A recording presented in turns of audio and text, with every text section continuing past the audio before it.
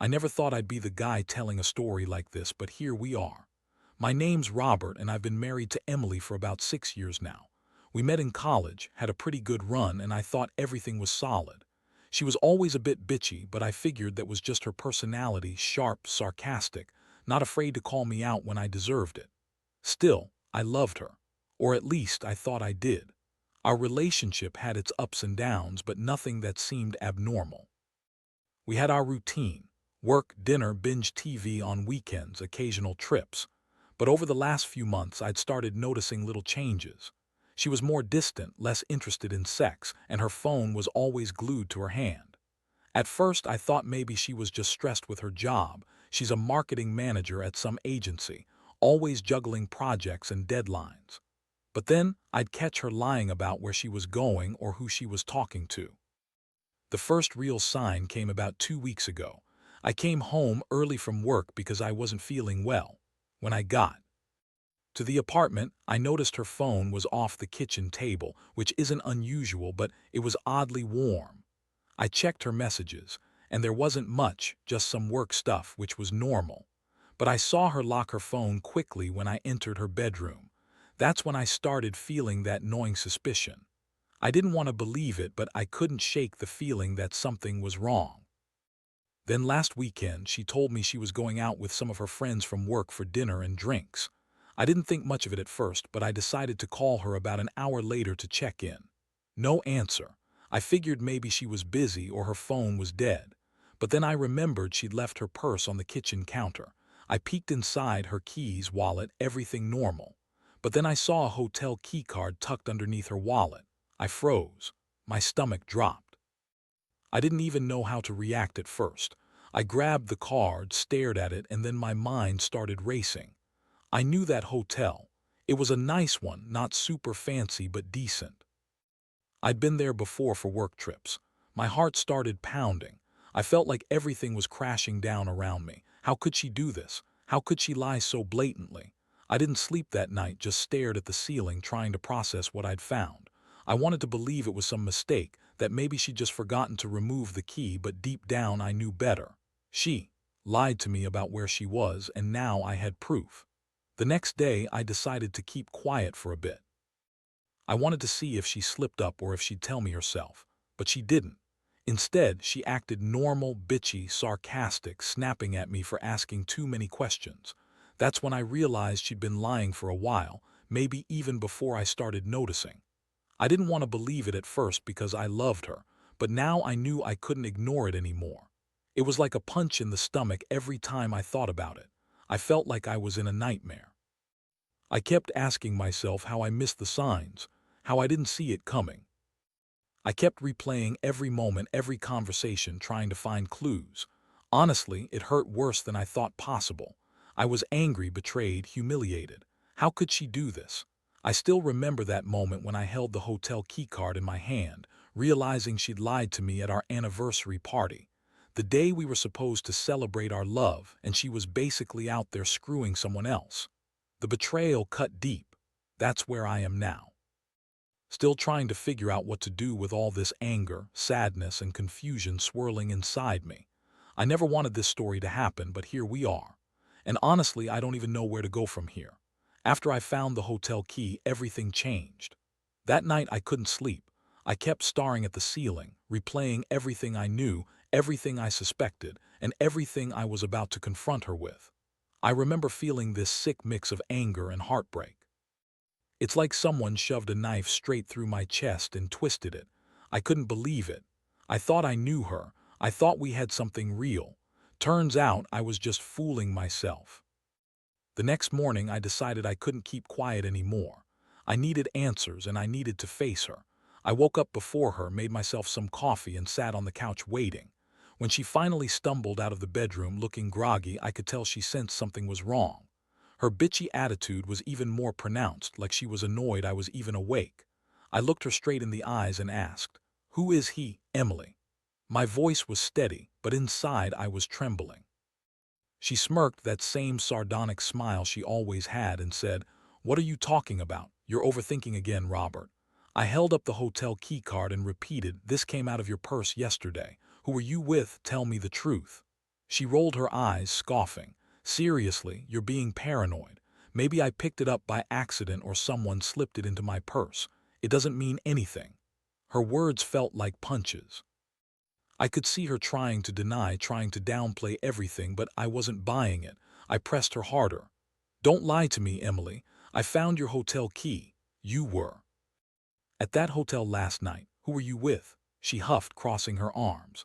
Look, Robert, I don't have to explain myself to you. Maybe I was there, maybe I was. You're just being jealous as usual. It's not a big deal. I swear I love you, but you're always accusing me of stuff. Her voice was sharp, deliberately dismissive, but I knew better. I saw her reaction, the way her eyes flicked away when I asked questions. She was hiding something. That's when I lost it. All the anger I'd been bottling up exploded out of me. I told her I knew she'd been cheating on me, that I'd found the proof, and I wasn't going to let her wriggle out of it. Her face turned sour and she spat. You're crazy. You're just insecure. Maybe I should just leave if you're going to accuse me of everything. She tried to storm out of the apartment, but I blocked her way. I told her she was done lying to me, that I deserved the truth, and I wasn't leaving until I got it. And that's when she finally snapped. Her tone turned bitchy, almost rageful, and she started throwing accusations back at me, saying I was a controlling bastard, that I was paranoid, that I was imagining things. She said I always looked for reasons to get mad at her, that I was insecure and jealous, and that she loved me, but I was just making it all up. She kept insisting she only went to that hotel because she was stressed, or maybe for work, or just to blow off steam. She swore she never cheated, that I was overreacting. But I knew she was lying. I could see it in her eyes, that guilty look that only someone caught out could have. By then I was furious. I wanted to scream, to shake her, to punch something. But I stayed calm, which was harder than hell. I told her the truth. I didn't want to be with someone who lied to me, who cheated on me at our anniversary of all days. I told her I needed time to think, that she could go if she wanted. She snapped back that I was overreacting, that I was crazy, and that she still loved me, but her words sounded hollow. I knew. I was done trusting her. That entire day I felt like I was living in a nightmare. I kept thinking how everything I believed in was gone. How my wife, the woman I loved, was out there messing around with my best friend. I couldn't understand how she could be so cold, so manipulative, so willing to lie and cheat while acting like she loved me. It was a betrayal I don't think I'll ever fully get over. I felt stupid, naive, and completely heartbroken. Now I'm left with this mess. The hotel key, her lies, the broken trust. I don't know if I can forgive her, if I even want to. But I do know this: I can't keep pretending everything's okay. I need to figure out what's next, how to pick up the pieces of my shattered life. And honestly, I don't have a clear answer yet. I just know I can't stay silent anymore. After that explosive confrontation, everything felt different.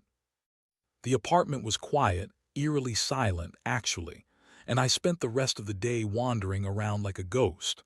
I kept looking at her, at the woman I thought I knew, and it was like seeing a stranger. Every little thing she did or said now felt loaded with lies. I couldn't shake the image of her sneaking out, the hotel key in her purse, the secret meetings, the endless lies she told just to cover her ass. I tried to think straight, but my mind kept circling back to that damn hotel key. It was proof clear, undeniable, that she'd been with someone else. I kept asking myself, how long had she been doing this? Was it just the night I found the key, or had she been sneaking around for months? The thought of her lying in bed next to me while she was probably screwing someone else made me want to scream.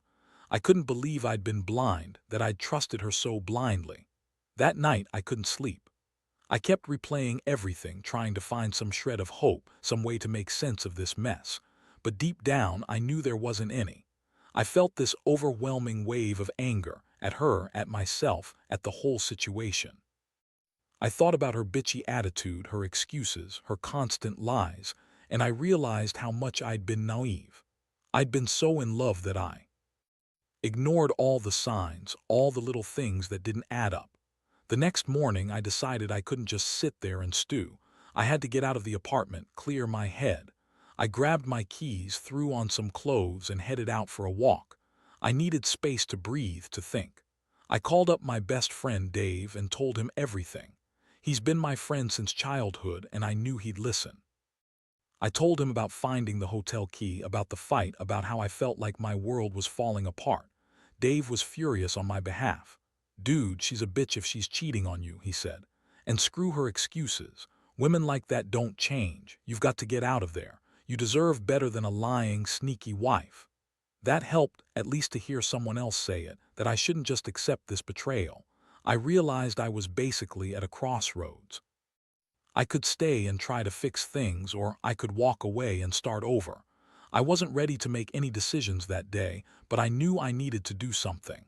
I could keep living in this fog of doubt and betrayal. I felt like I'd been punched in the gut so many times I couldn't breathe. The pain was raw, and honestly I felt stupid for trusting her for so long. How could she lie so effortlessly, so bitchily? I remembered how she'd be snarky when I asked about her late nights, how she'd dismiss my concerns with that infuriating smirk. I saw her now in my mind, so manipulative, so cold. That evening I went back to the apartment only to find her sitting on the couch, scrolling through her phone like nothing had happened.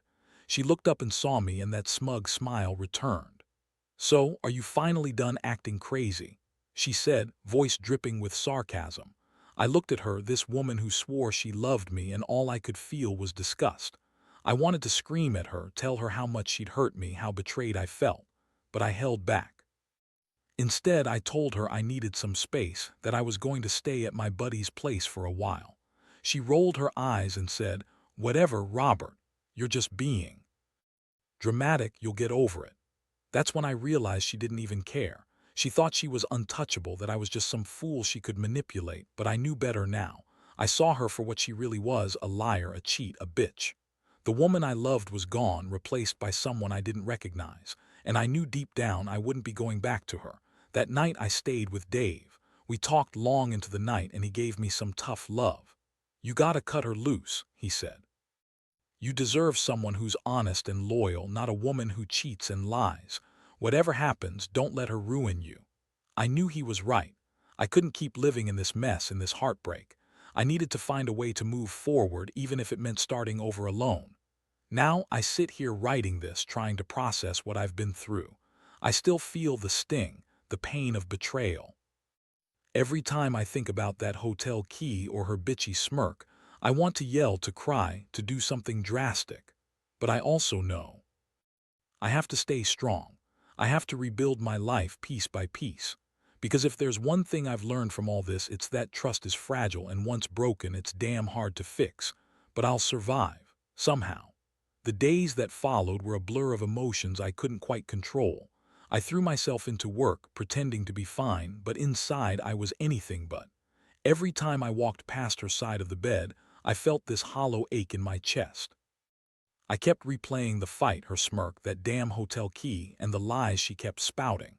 It was like a tape recorder stuck on repeat, and I couldn't shut it off. One morning, I decided I needed to get out of that toxic environment. I called up my sister, Lisa, and told her what was going on. She's always been the no-nonsense type, says it how it is and doesn't sugarcoat things. Hearing her voice helped just a little bit, but it was enough to push me to finally do something productive. I booked a cheap flight for the weekend to visit my parents in another state. I figured a change of scenery might help me clear my head, and honestly I needed to get some distance from Emily. That woman was a master at making me feel small, guilty, and stupid all at once. I knew I couldn't just run from my feelings, but I had to get some space to think straight. While packing, I found myself hesitating over the things I wanted to take, pictures of us, some gifts she'd given me, stuff from the apartment. I stared at those familiar objects and felt this deep sadness. How could someone I trusted so much be capable of such lies? How did I miss all the signs? I kept asking myself these questions, but there were no answers that made this all feel any better.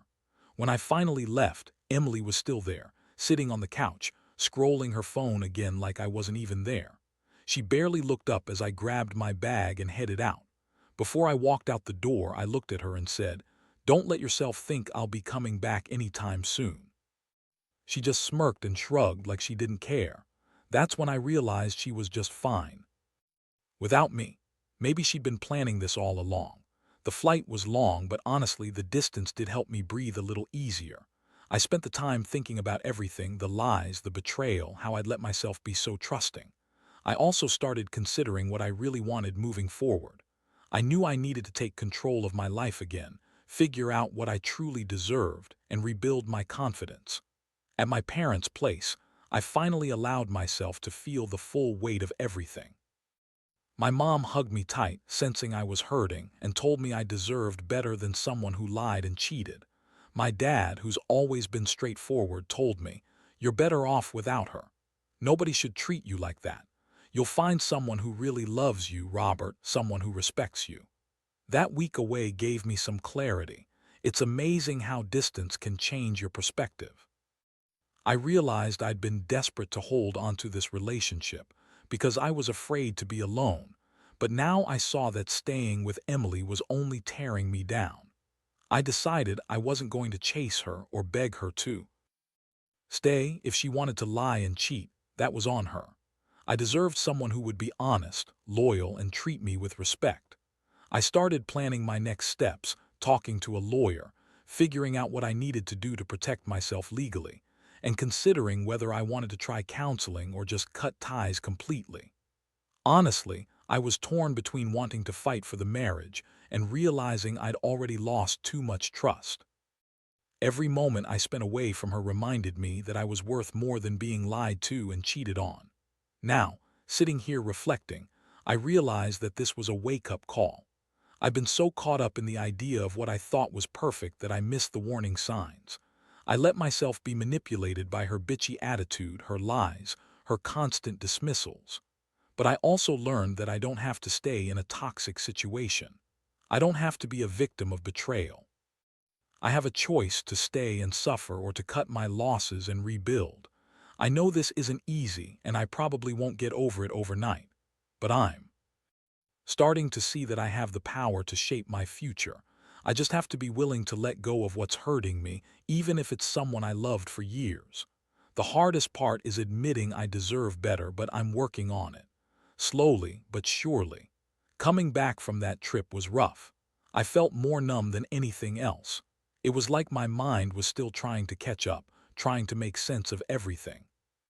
I kept telling myself I made the right decision, that I was better off without her, but some nights the pain still hit like a ton of bricks. I'd lie awake, staring at the ceiling, replaying that fight, her bitchy smirk, and that hotel keycard. It's strange how a small thing like that can carry so much weight. I knew I had to face the reality that my marriage was probably over. I had no illusions anymore. Trust was shattered and probably beyond repair. I spent days talking to friends, trying to get perspective. Dave was right. I'd been too trusting, too blinded by love. Now I saw her for what she really was: manipulative, selfish, and utterly unfaithful. That realization stung, but it also set me free in a weird way. I finally allowed myself to accept that I deserved better than someone who lied and cheated on me at the one moment I thought we'd be happiest. But even as I prepared myself for a potential divorce, part of me wondered if there was still a chance to salvage something. I was torn. Part of me wanted to fight for the marriage, to see if maybe she was just lost or confused, but deep down, I knew that her actions had broken what trust we had.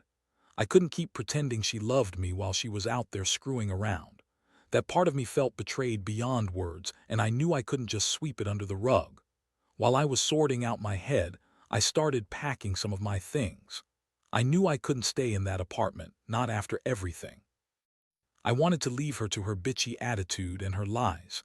I contacted a lawyer and scheduled a meeting to understand what my options were. Honestly, I felt like I was walking through a fog, uncertain, angry, hurt, but also resolute. I told myself I'd fight for some semblance of dignity, even if it meant losing everything I thought I knew about my life and my marriage. One afternoon, I came home to find her sitting on the couch again, scrolling through her phone like she didn't have a care in the world. She looked up and saw me, that same bitchy smirk curling her lips. "So, you're really leaving, huh?" she said, voice dripping with sarcasm. "Whatever, Robert, you're just overreacting. You always do." I looked at her, and for the first time I saw her not as the woman I loved, but as this cold, manipulative stranger. I felt a strange mixture of disgust and sadness. I told her I was done trying to fix things. I was done being her punching bag.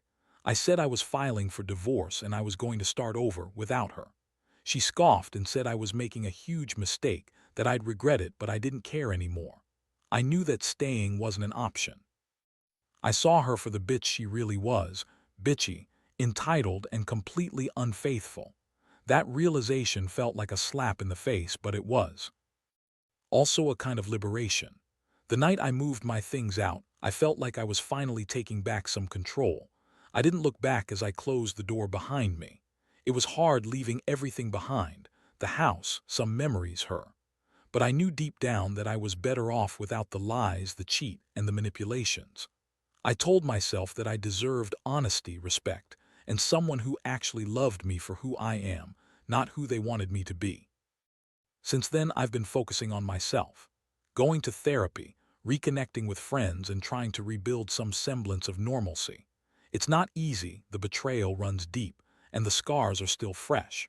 But every day, I remind myself that I made the right decision, that I'm worth more than a woman who would cheat on me and lie to my face. I've learned that trust, once broken, is incredibly hard to rebuild, but I also learned I don't have to accept being betrayed. I can walk away and I can start over. Honestly, I don't have all the answers yet. I don't know what the future holds, and I'm still hurting. But I do know this: I'm done with her. And every step I take away from that betrayal feels like one step closer to healing. I'm not perfect, and I'll probably carry some scars for a while, but I'm stronger than I thought I was. And I hope anyone else out there going through something similar finds the strength to walk away too. Because nobody deserves to be lied to, cheated on, or treated like they're nothing. Not even me. It's been a few weeks since I officially cut ties with Emily. Honestly, I never thought I'd get to this point. I always imagined us growing old together, facing life's challenges side by side. But that dream died the moment I found that hotel key and realized she'd been lying to my face for who knows how long. Now, I'm just trying to piece together what's left of my life and figure out how to move forward. The first few days after I moved out were brutal. The house felt cold, empty, like a shell of what it used to be. I'd catch myself reaching for my phone to call her, then remember she wasn't coming back. It was a constant ache, the betrayal, the loss, the realization that I'd been blindsided by someone I trusted with everything. But I also knew deep down I couldn't keep living in that pain. I had to start healing, even if it felt like ripping off a band-aid slowly. I started seeing a therapist to work through the anger and heartbreak. It's not easy, but it's necessary. I've learned that I can't control her actions. I can only control how I respond to them. She might be a bitchy, manipulative liar, but I don't have to let her define me or ruin my future. I also cut out toxic people from my life, including some acquaintances who tried to blame me or make me feel guilty for what happened. Real friends, the ones who truly care, stood by me. That's been a real eye-opener, realizing who I can trust and who was just pretending to care.